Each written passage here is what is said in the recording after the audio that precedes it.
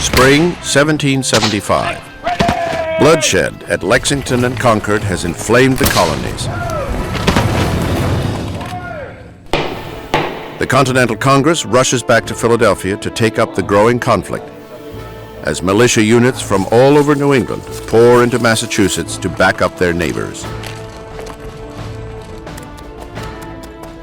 And the militias are certain that they can defeat the British Army because they have this revolutionary fire and spirit. And they argue that one man with that sort of spirit is worth 100 British regulars. One such man who comes to Massachusetts is a fearless officer from Connecticut.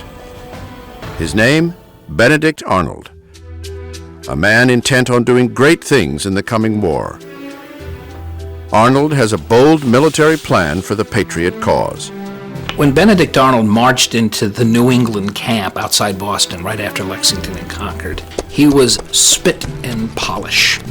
And he made such a physical impression when he sat on a fine horse. He was literally a commanding figure. Men looked up to him. Arnold has come by his regal bearing the hard way. Born into a life of privilege, his alcoholic father squandered the family's fortune, a traumatic turnabout that forced Benedict, at 13, to apprentice with an apothecary. At 15, he ran away to fight with the Connecticut militia in the French and Indian War. After the war, he overcame his lowly circumstances to achieve wealth and success in business. But the angry, resentful youth has grown into a bitter and arrogant man whose contempt for British rule has made him a militant patriot.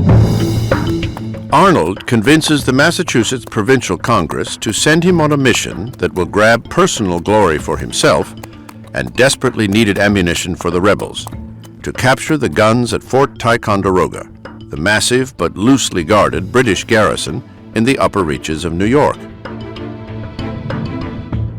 Fort Ticonderoga, people referred to it as the Gibraltar of North America. It was, by all standards, the most spectacular fortress in North America.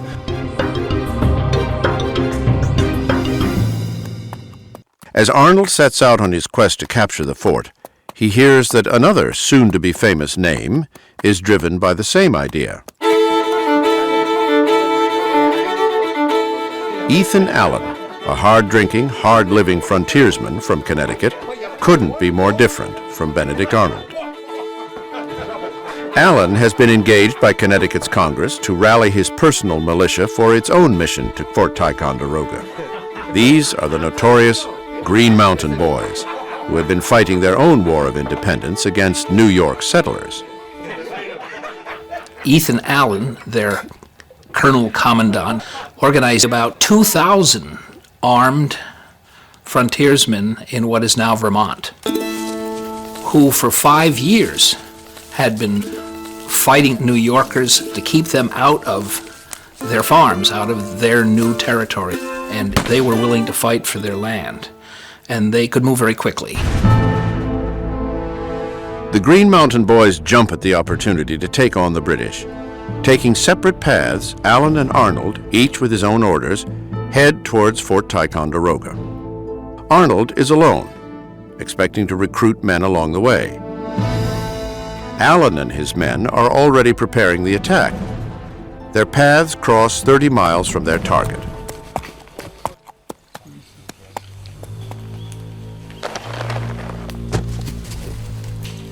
Arnold presents Allen with his Massachusetts orders and assumes he will command the operation.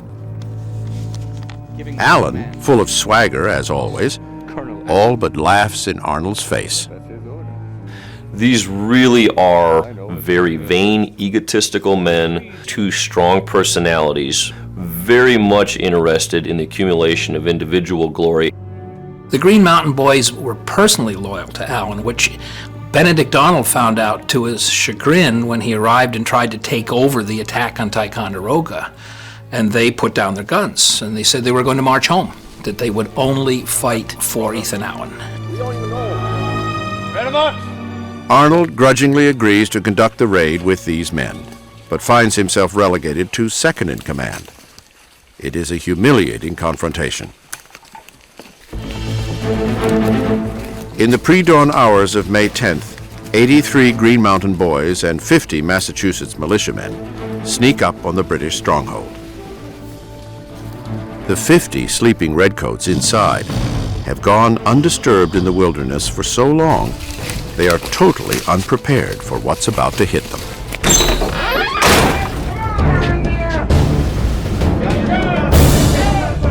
It's over in minutes. The British soldiers surrender without a fight. The fort's valuable artillery stores now belong to the rebels. They essentially stole the fort from the British. They were able to essentially walk in a manner of speaking, the British really left the keys in the door to Fort Ticonderoga. What happens next turns Arnold's stomach. Allen's men find 90 gallons of rum, go on a 3-day binge, and tear the place apart, leaving Arnold to mop up after them.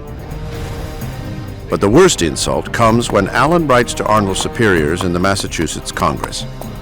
Allen brazenly takes complete credit for the operation. He keeps all the glory for himself and purposely makes no mention of his rival, Benedict Arnold. For Arnold, it's a wound more devastating than being shot. For an officer's honor, public recognition was key. If you'd played an important role and you weren't mentioned, that was very disrespectful. So Arnold was justifiably offended. The affront to his honor is the first of many slights that will dog Benedict Arnold throughout the war and ultimately drive him to infamy.